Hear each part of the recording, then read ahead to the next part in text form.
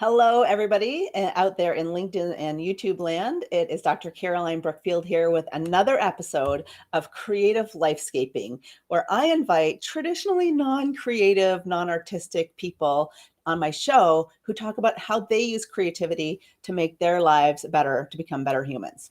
I am so thrilled to welcome my friend Irene. Irene Pace is a trauma-informed nutrition professional with nearly 20 years experience coaching and helping folks get peace with food and pants to fit. I need some of that. She's a coach, speaker, author, entrepreneur, lover of sprinkled donuts. I'm really interested to know how that works, and champion of high achievers eager to get control over their eating. She blends academic knowledge and experience in nutrition and behavior change with the intuitive, heartfelt guidance necessary to fuel lasting transformation, which I love because it is a blend of art and science. Welcome, Irene. Hello, I'm so excited to be here. I'm so excited that you're joining me today. And we met at a speaker training program in New Jersey, and we were roommates. That's right. Feels like a lifetime ago, doesn't it? Oh, was it almost 3 years ago this spring? It's got to be, yeah. Yeah, I had another heroic public speaking alumni on, Rachel Druckenmiller, who we didn't meet during our time there, but yeah, it's a great program. So I'm so thankful that they introduced us. Yeah, me too. So tell me, you've spent your professional career helping people with nutrition. What did you love to do as a kid, or what was it about nutrition that took you on that path? Yeah, it's funny.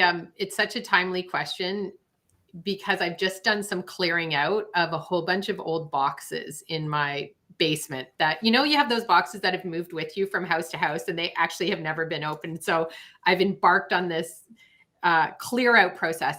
And of course, I opened this box of all kinds of stuff from my school years. So I found yearbooks and all the things people write in those yearbooks, notes from camp, and this treasure trove of those little square folded notes that people used to pass in class. Welcome to the 90s. Those of you who are nodding and remembering this, you know exactly what I'm talking about. So I opened up with my kids and went through a bunch of these old notes.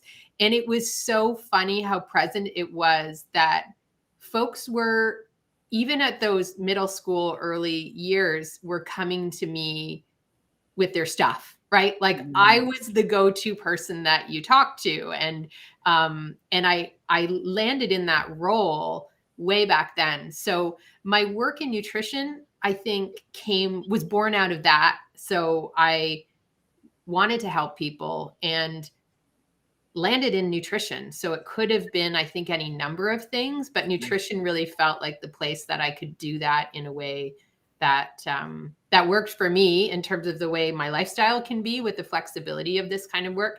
And also, I mean, food matters. What you put in your body matters, and it has the ability to impact the way you experience your life every day. So it feels like a place that I can make a difference. Yeah, it seems like when you say that, it seems to me like one of those not small things, but like where one thing can really move the needle on everything in your life. Yeah. And it's, with food, we have to eat. So it's not like some of the other things that you feel are add-ons or subtractions from your life. As long as you're alive, I mean, food's going to be a part of it. So let's build something with food that makes your life better versus worse or more challenging. Like, let's build the food stuff in a way that it feels good. So I'm excited about that piece of my work for sure. Yeah. And as you're saying that, it makes me, I draw so many parallels with creativity. Like people say they're not creative or they don't have creativity, but everybody's creative. It's like everybody has to eat. And how can we adapt that skill, or like we have to eat. So how can we do that better? We're creative anyway. So how can we leverage that? So I would love to know, like, do you consider yourself a creative person, and whether as a kid or as an adult?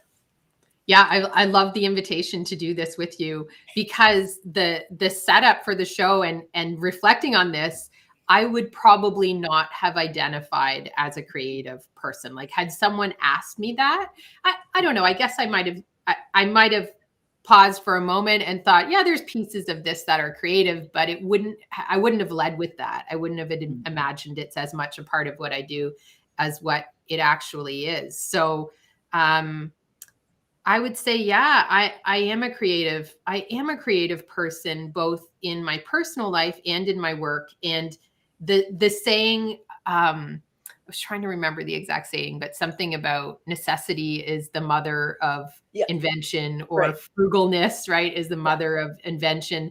That felt present in the creativity side. So when I've come across a challenge in life or in work, and with work, a lot of it has to do with, for me, evaluating the system, the traditional way of helping people with food, and working in that more traditional setting for so long, and feeling like it just, there's pieces about it that just don't work for the bulk of the population. So how do I shift this so that I'm not just another point of failure for people, right? You come in, have a one-on-one session with the dietitian, and then you go off for 2 weeks, 4 weeks, and live your life. And you come back and we're back in the same place, right? Because change doesn't happen that way. It's not a 1 hour every month that allows us to really make meaningful transformation. So there was, I think, some creativity born out of that feeling that was like, I think we can do better than this. I think we can do better than this. And yeah, that was kind of a turning point in shifting how I do my work, I think.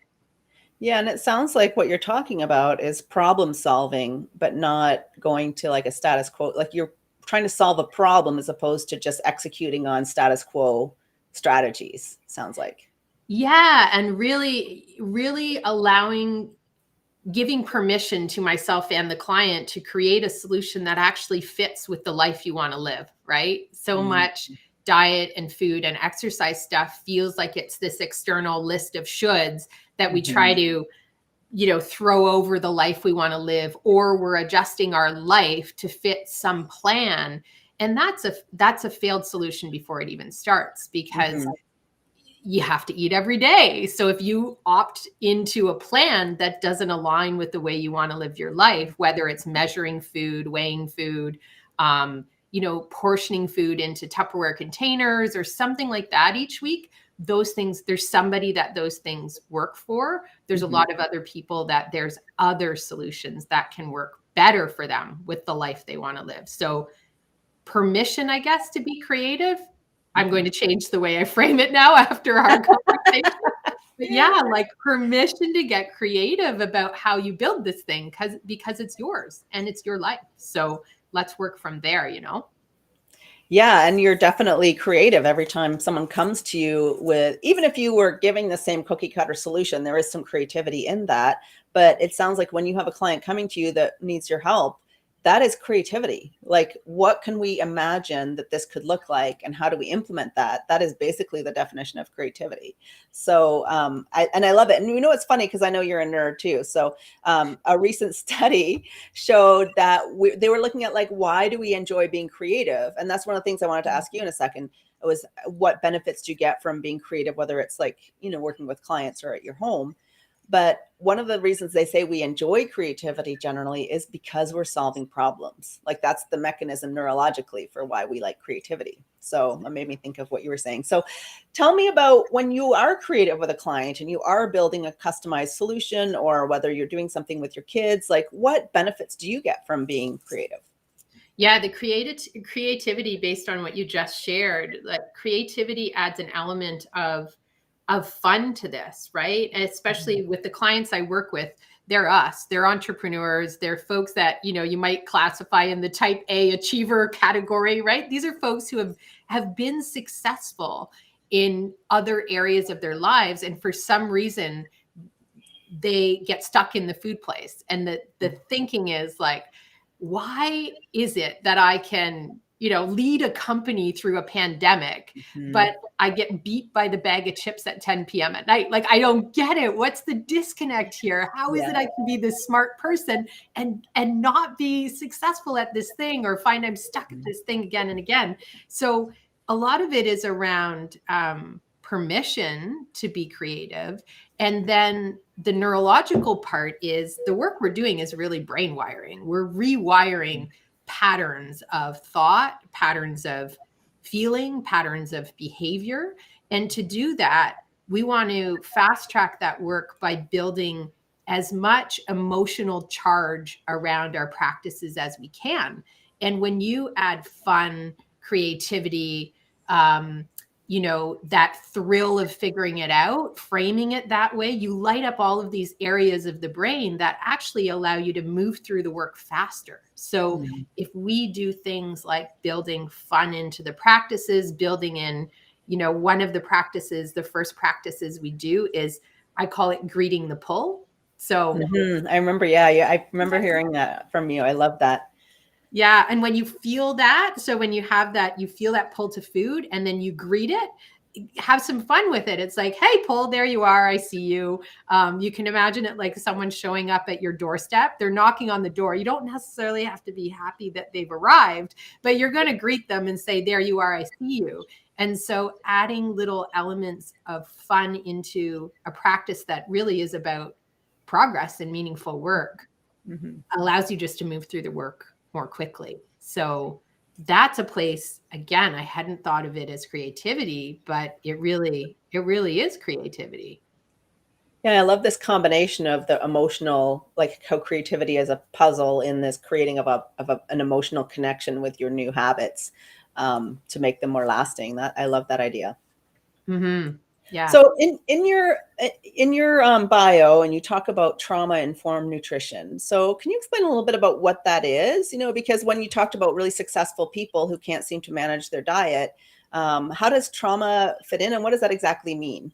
Yeah, that term is starting to show up. You may start seeing it in other places, and it can mean a variety of different things. When it comes to the work I do, what I've discovered over my years of doing this is our eating is at the effect of a number of different things. And the work I do with clients really focuses them on beginning to understand and see the why behind the eating behavior. So when something doesn't make sense, if you can pause for a moment and come in with the belief that it does actually make sense in some way. Suppose this made sense. What are all the reasons that might be? Because we as humans are really not in the business of creating trouble for ourselves intentionally.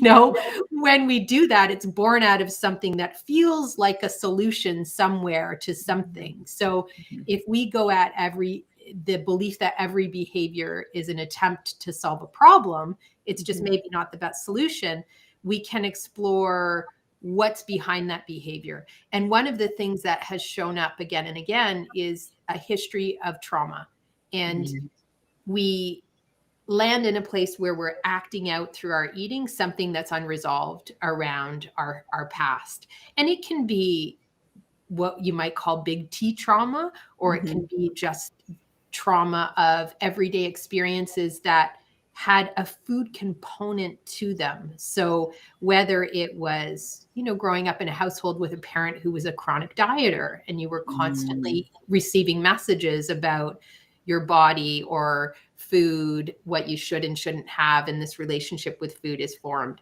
Whether it was in a moment of some crisis or trauma, you found yourself turning to food to shift some emotional or physiological state, which food does. Food is a solution to that because it lights up that pleasure and reward center in your brain the same way drugs do, the same way, positive things like exercise do, or doing work that feels aligned to you. There's lots of ways to light up that center in your brain. And with food being one of them, we see adults who have food as a challenge as a result of something that happened in their past. A lot of times just uncovering that is the starting point to then believe that you're now capable of someone who can learn to do this a different way, So, I went in a bit of a loop there. But No, I think, I find that when I understand something or have self-awareness around something, it's a really, to me, the crucial step. Like, one of the things you were talking about was, reacting, and, when you're, instead of reacting to the greeting at the door of eating food, when we're feeling uncertain, we're feeling like pressured, or something's ambiguous, we tend to jump to status quo solutions. And I feel like that kind of relates to what you're talking about. And where mindfulness comes in is saying, wait, this is me, this is my instincts and my physiology, biology, neurobiochemistry reacting to this. And now I'm aware of that. I can use my big cortex, my big brain that we've developed, and start to take steps to try to manage that a little bit. Do you believe that as well? Like, what do you think about that? Yeah, absolutely. And you've hit it just right. That idea that when you have that pull to food, you're dysregulated in some way. We're really all these meat suits full of nerves walking around the planet, right? So oh, I'm going to steal that meat suits. Okay, I'm going to write that meat suits full of, what is it? Meat suits full of nerves. Meat suits full of nerves. I'm going to write that in the chat. Natasha's joining us. Hi, Natasha. Anyway, sorry, continue. Meat suits full of nerves. Go on. Meat suits full of nerves. So we're at the effect of what our nervous system is doing to us, right? Or for us, let's put it that way. So we experience this dysregulation as a result of some historical experience that says, be on guard. Something's going on here that you need to pay attention to, right? And at some point in our brilliant past, we landed on food as a solution to shift that because it works. Like, it works. And you likely landed on that as a solution at a time in your life where you didn't have a huge range of options at your disposal. So you were a kid, let's say, and you had ultimate control over what you put in your mouth, right? Parents or others around you maybe were responsible for presenting what was available to you, but it's one of the first places we're able to have some autonomy. And if we learn in those early days, if I eat this, I feel differently, then it logically makes sense. It's a smart decision to look after yourself that way by continuing to do that. So what you're talking about in terms of that, what's going on there from a brain point of view and how we can leverage that knowledge to change things. It's like that solution, the food thing, was adaptive at one point in your life. You're now recognizing that it's maladaptive in some way. It's a solution that works, but the cost of it is maybe more than what you want to pay at this point in your life.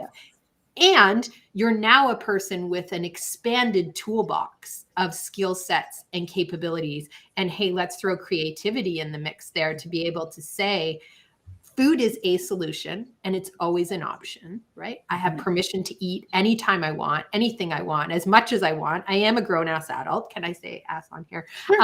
And so so I have this solution that's always available to me. I'm not going to take that away from myself. But as I'm seeing what's going on here, I am going to expand out my toolbox to include other ways I can respond to this nervous system dysregulation. And that absolutely requires creativity. Again, I never thought of it that way, but that's part of the work we do is what else could you do to respond to this thing? Knowing food's one option. What else could you do that will help regulate you and bring you to that kind of calm space where, what did you call it? Big brain, thinky brain? Big cortex, big brain. Yeah. Where big brain's reconnected, right? So that's the goal. Yeah, it sounds like you're giving lots of tools so that people, that's my challenge when I'm dealing with something like, maybe my therapist has given me a tool to use and I don't think of it in those moments. So I think it's a lot of practice in those medium moments so that when you're having the stronger moments, it's harder.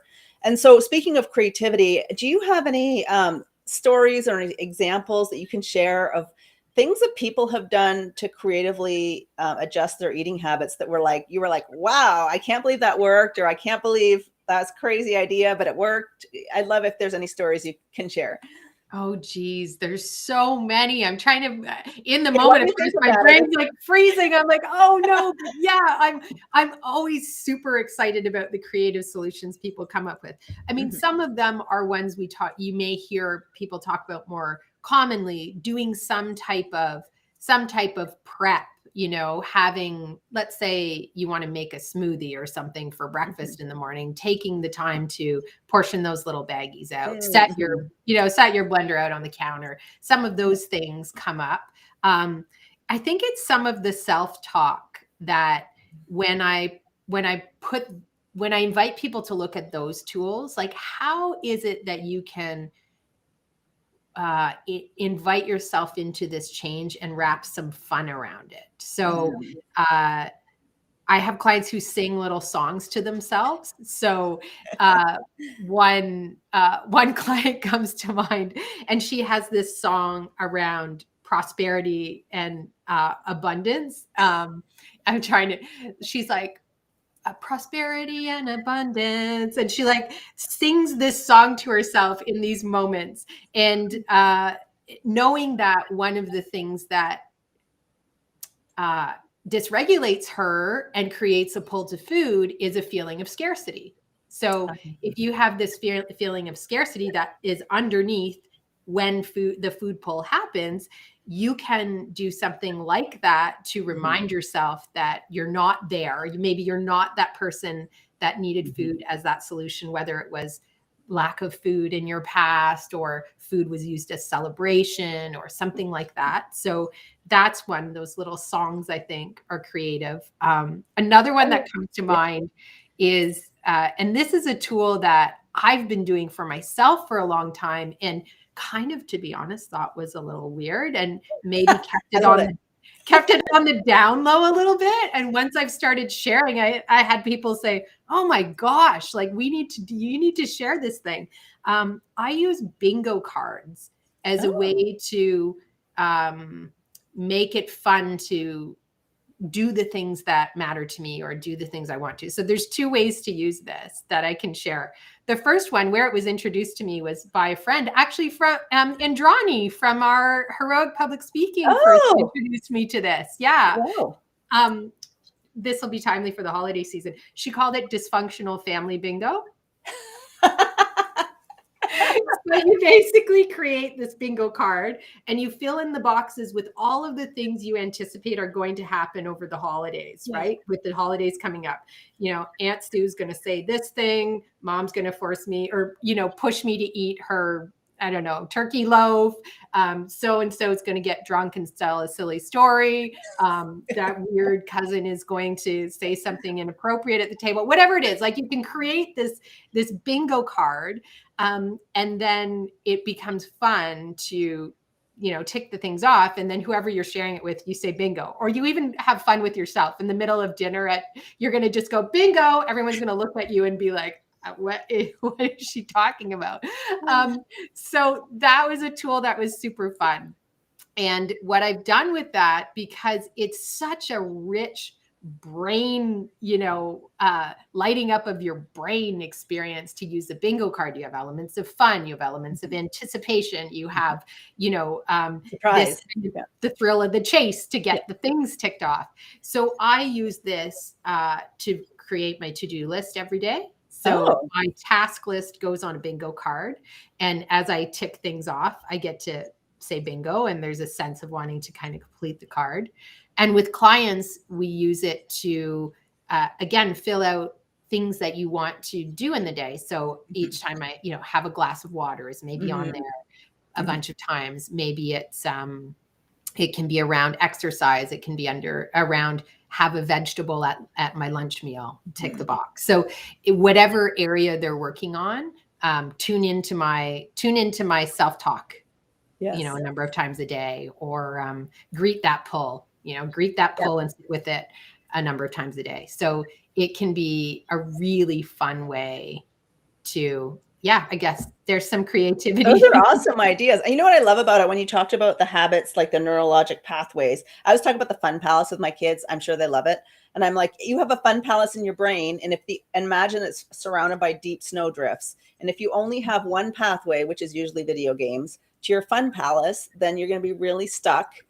You need other pathways. So I feel like what you're talking about with the bingo card and with the singing, your client who sings, it's almost like you're sticking the foot out in the way of these pathways and kind of like, oh, what was that? Right? Like it's like an interruption of this like pattern, and it's fun. So it really, like you said, feeds into that neurochemical part of the brain. I just want to say for people who are joining us late, I'm interviewing Irene Pace from TheDonutition, and Irene helps people eat better. And we're talking about creative ways people use different strategies, like a bingo card to help them with their eating or their habits. I love that bingo idea, but I have ADHD, so I need the details. Like, do you have like a template on your computer? And then what if you like drink more water than squares on your thing? And do you need a line or a square, or like, how does it all work? Yeah. Well, here you get to be creative and create the rules for yourself. But Oh, true. yeah, I'm teasing a little bit. And yeah, there's templates. There's a bunch of templates online that you can search up. I have just a Google Doc that is the 5x5 grid and fill those things in. And I print it off. I'd like to have a physical copy of it. Like, I'm trying to think, I can show you one right here. Bing, bingo card. I won't leave it too long because how many boxes are in there? It's so five. Yeah, it's 5x5. It's like BINGO. I was like, it's the type A bingo card. It's like 600 squares every day. Yeah, it's a lot. So it's not necessarily one a day. It's, you work on it, but you get to say bingo with lines or diagonals or the full card. Each time you get a line, you get to call bingo. And in the middle, this one, I give myself the free square, which is you're enough. So I get to tip that. That enoughness is present regardless of what happens with those other boxes. So we all get that free square in the middle. So that's what it looks like. And Natasha, another very creative individual, is saying that she loves the bingo card idea. And she had to run. So yeah, what I wanted to say, I like brain thing, as also you with a lot of your creative endeavors. I've got your website, or I had your website up here, so people can find you at irenepace.com. And tell me about this video series on Twitch TV and your book, and you have a new book coming out. And I hope you come out with a bingo workbook. Like, that would be amazing. So tell me about your creativity as an author and as a videographer, personality, whatever that is.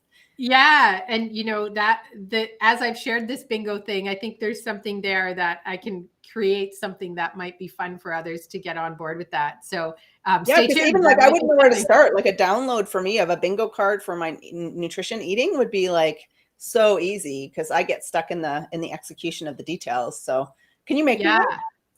And it's fun for, so many of us entrepreneurs have some element of, let's call it neurodiversity, right? Whether it's an ADHD thing or this associative type of thinking where we gather information with all of these things floating around. So the bingo card allows you to feel like you're being productive without requiring that really sequential processing brain, because you create this fun and I think it speaks to the way some of us folks think and work.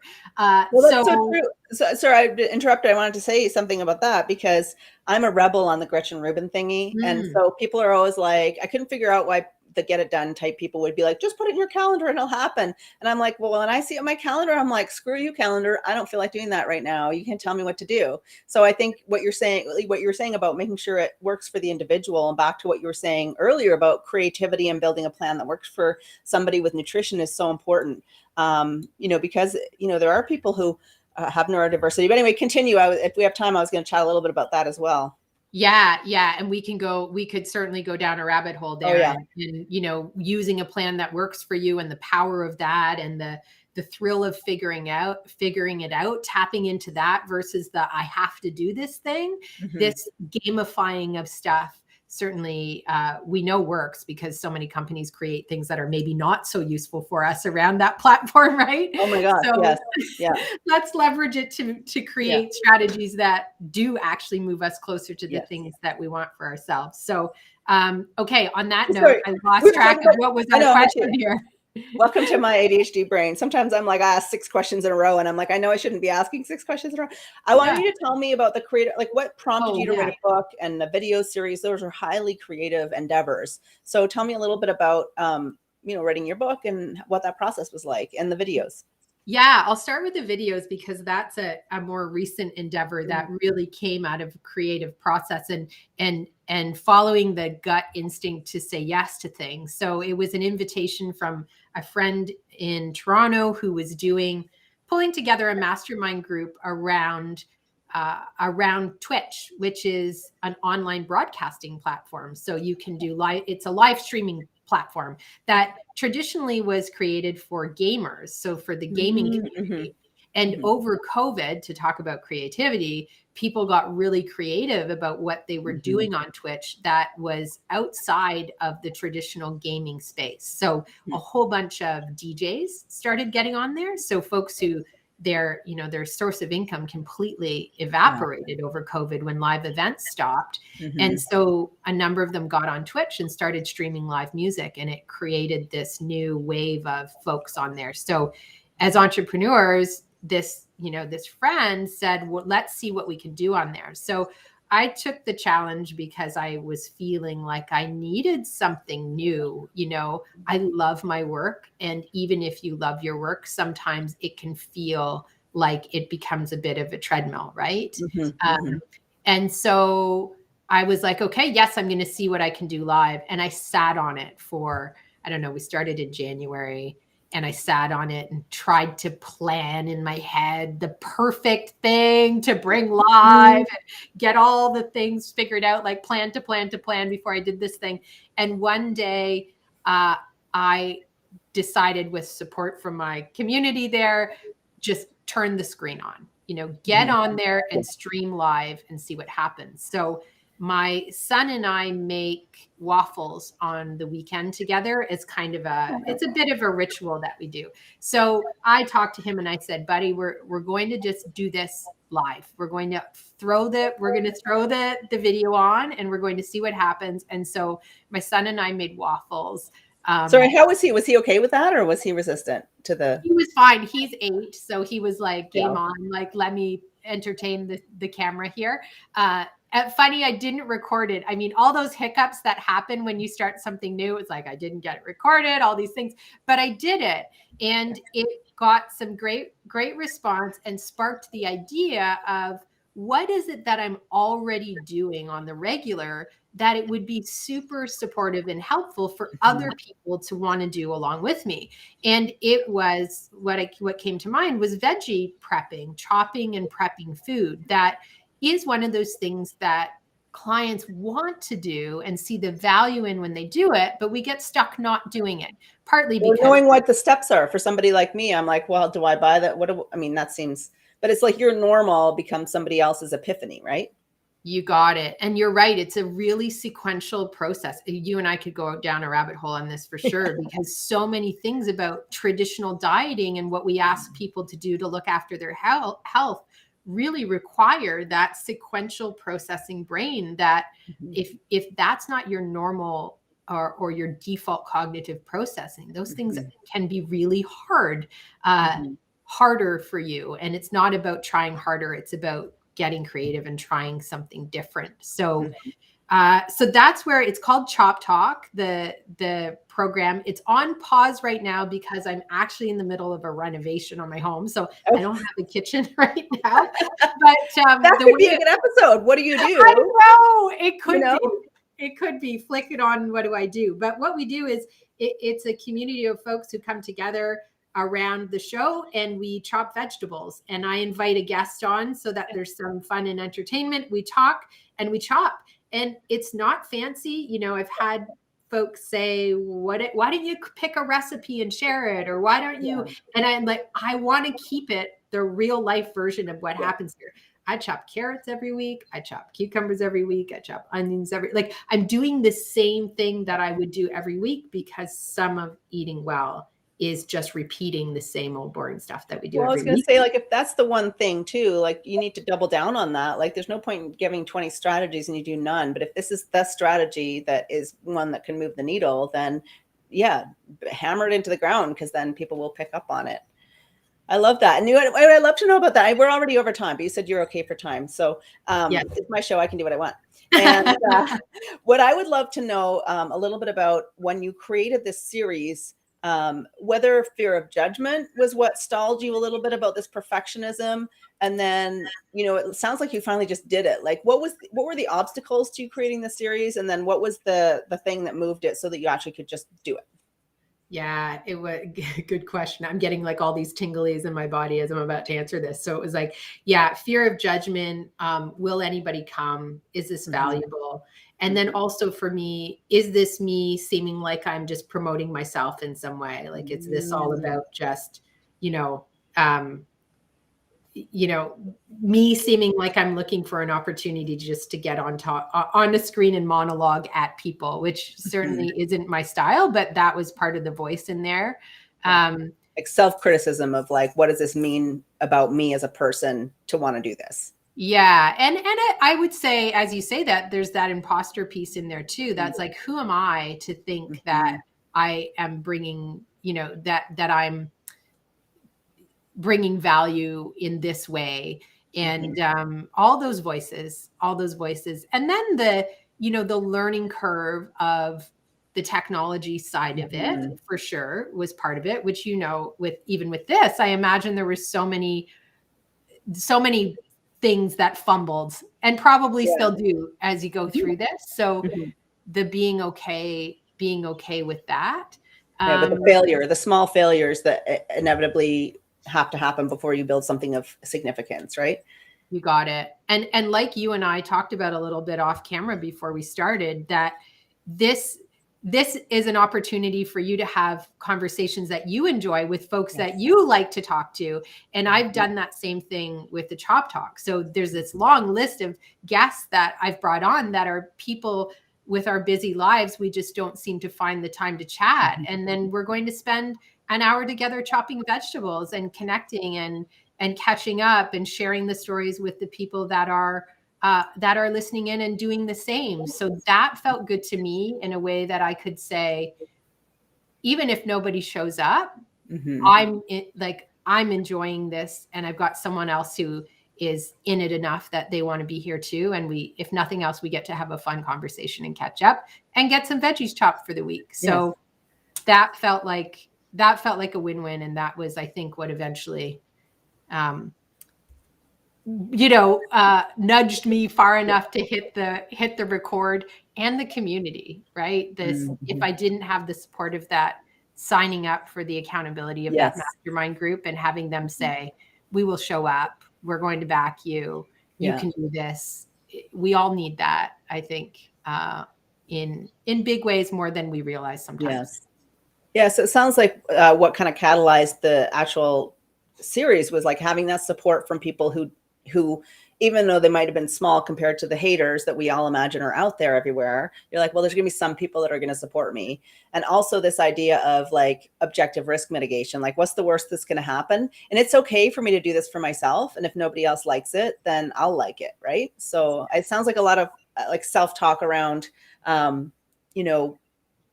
scenario planning, I guess. Yeah. And I think, really being gentle with the parts of you that are kicking up the fear, because they see this as something that's a bigger deal than what it actually is in the moment. And there's where, our meat sack full of nerves gets in the way sometimes, that neurologically they're like, you're going to die. You're going to die. Don't do it. And so it goes back to what we were talking about with like, we react in these instincts that no longer serve us. And we actually feel judgment, like physical pain, because at one point we would have died if we were excluded from our group that we, lived and hunted and ate with. So knowing that, like, this is just my instinct saying, I'm going to die, but I'm not going to die if I have a video series with a friend chopping vegetables, right? So yes, you got it. And so coming in on that with gentleness and kindness and compassion for that part of you that truly and honestly believes that this is going to be something that hurts you, versus the suck it up, power through, that approach that we hear in so many places. That's a big piece of the work I do too. One of the questions that we add to our toolbox is, what's the kindest, most loving thing I can do for myself in this? And sometimes it is the popcorn. That's my answer. Sometimes it is take your hand and walk yourself over to the hard thing and do it. And sometimes it is crawl back into bed and put the comforter on and give yourself a day. There's a lot of ways that we're kind and loving. And it can include both the more the things that push us to do hard things, as well as the time that we need to kind of pull back and rest and regroup. So, yeah. Well, I love that. On that kindness note, and I'm not forgetting that we have our truth story in a second.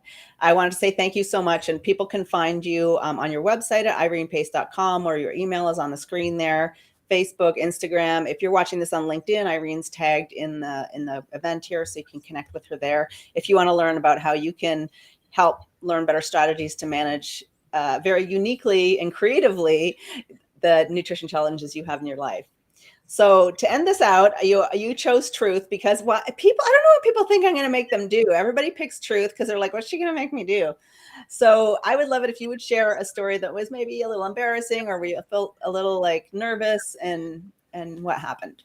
Yeah. And I had one picked, and then as we were talking about Chop Talk, this other one has come to mind that was, yeah.